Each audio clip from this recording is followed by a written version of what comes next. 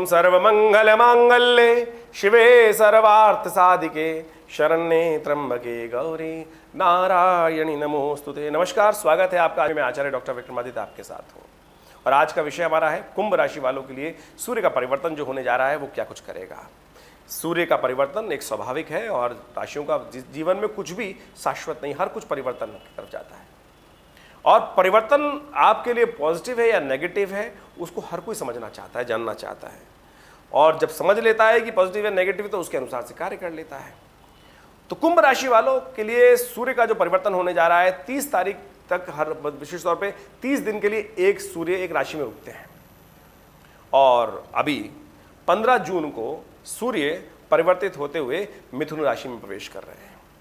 कुंभ राशि वालों के लिए मिथुन जो राशि है वो पड़ती है पंचम में, यानी 5वें भाव में सूर्य आपके आने वाले हैं और कहाँ के स्वामी है? सप्तम भाव के स्वामी है। सप्तम भाव जो है व्यापार का भाव है, आपके जीवन साथी का भाव है, युद्ध का भाव है, जुए का भाव है, कई प्रकार की बहुत इंपॉर्टेंट भाव माना जाता है।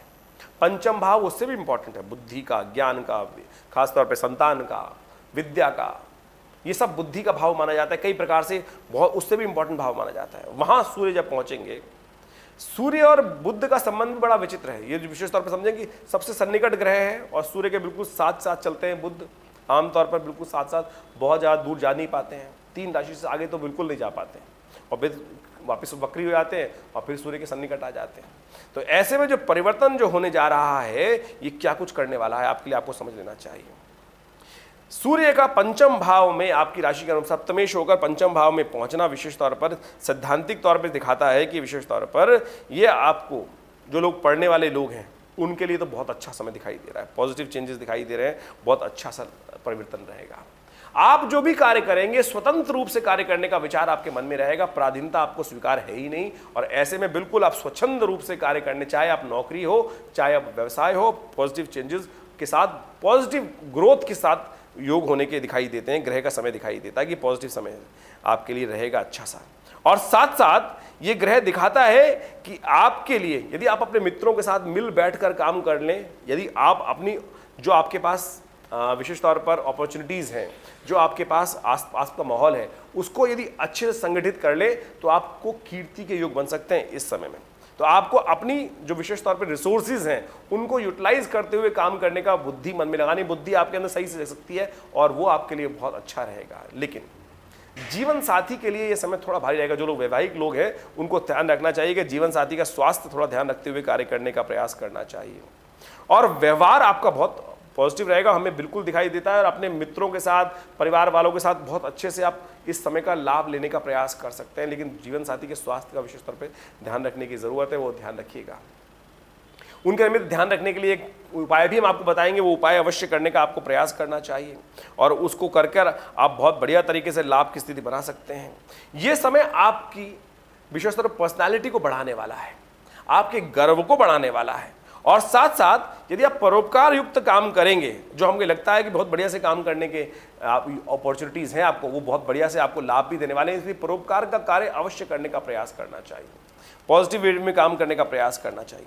ऐसे में आपके जीवन में धार्मिकता का उदय होने के योग भी दिखाई देते हैं। कुछ धार्मिक म्यूजिक्स, खासतौर पर धार्मिक लेक्चर्स, हो सकता है आप यूट्यूब पे धार्मिकता की तरफ ज़्यादा चले जाएँ, ऐसे में वो बहुत पॉजिटिव है। जितने आपका धार्मिकता से क्या होता है कि आजकल तो रिसर्च भी आ गई है नई कि जो लोग धार्मिक ज़्यादा होते हैं, धर्म को मानने वाले होते हैं, वो दीर्घजीवी भी बनते हैं, पॉजिटिव चेंजेस वाले रहते हैं, उनके अंदर सेल्फ कॉन्फिडेंस अच्छा होता है। तो इस बात को समझे कि धार्मिकता किसी भी रूप में आप यदि अपना रहे हैं, लेक्चर सुन रहे हैं, संत महात्माओं के प्रवचन अच्छे वाले सुन रहे हैं, तो उससे आपके जीवन में कल्याण के योग बनने वाले हैं, प्रेम का उदय होने के योग बनते दिखाई दे रहे हैं आपकी राशि के अनुसार से। लेकिन एक बात का ध्यान रखिएगा, कई वादे हैं वो टूट सकते हैं इस समय में, इन 30 दिनों में। खासतौर पे जो मिथुन में सूर्य चलेंगे तो ऐसे में वादे बहुत सोच समझ के कीजिएगा। हो सकता है वादे जो आप करें, जो आप बात बोले उनको पूरा ना कर पाएं और फिर आपको वाणी का दोष लग सकता है।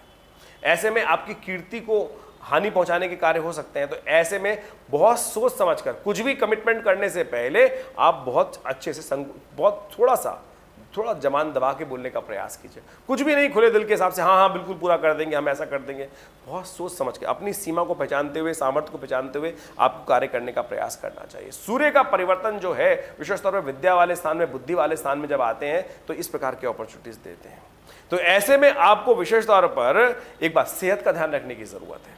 अपनी सेहत और अपने जीवन साथी की, जो विवाहिक लोग हैं उनके जीवन साथी की सेहत का भी ध्यान रखते हुए कार्य करने की जरूरत है, और उसके लिए शास्त्र में उपाय बताए गए हैं। संक्रांति जब मिथुन की होती है तो ऐसे में विशेष तौर पर एक उपाय शास्त्र में कहा गया है कि हर रविवार के दिन एक उपाय करें, व्रत रखें, सूर्य को जल दें, सूर्य की उपासना करें, गायत्री मंत्र का पाठ करें, और खासतौर पर मानसिक तौर पर गायत्री का पाठ करने के उपरांत शाम थोड़ा सा व्रत रखते हुए शाम के समय सूर्य को पुनः अर्घ देने के बाद उस व्रत को पूरा करें, और फिर काली मिर्च का सेवन कर उस व्रत को खोलें। कहा जाता है कि इस व्रत को पूरा करने से, इस पद्धति को अपनाने से स्वास्थ्य के दृष्टिकोण से भी अच्छे योग बनते हैं। और हो सके तो रविवार के दिनों में और संक्रांति के दिन में अन्न का, वस्त्र का, दूध का, दही का, इनमें से किसी भी चीज़ जो हो सके तो 4 रविवार पड़ेंगे, चारों चीज़ों में अलग अलग क्षेत्र, अलग अलग चीज़ रख ले। एक दिन अन्न, एक दिन वस्त्र, एक दिन दूध, एक दिन दही, इन चारों चीज़ों का धीरे धीरे दान करने का प्रयास करें अपनी सामर्थ्य के अनुसार से। ये सूर्य जो थोड़ा बहुत नेगेटिव है वो भी पॉजिटिव हो जाएगा, और अच्छा अपॉर्चुनिटीज़ आपके जीवन में लेकर आ रहे हैं। सूर्य का परिवर्तन बहुत पॉजिटिव आपके लिए अच्छा रहेगा, इसका लाभ आपको लेने का प्रयास करना चाहिए। यदि आपके मन में कोई शंका चल रही है तो चिंता ना करें, नंबर्स आपके सामने स्क्रीन पर हैं, आप कॉल कर अपने प्रश्नों का समाधान जान सकते हैं। व्हाट्सएप के माध्यम से अपने प्रश्नों को भेजें, अवश्य हम प्रयास करेंगे आपकी समस्याओं का निदान करने का। धन्यवाद।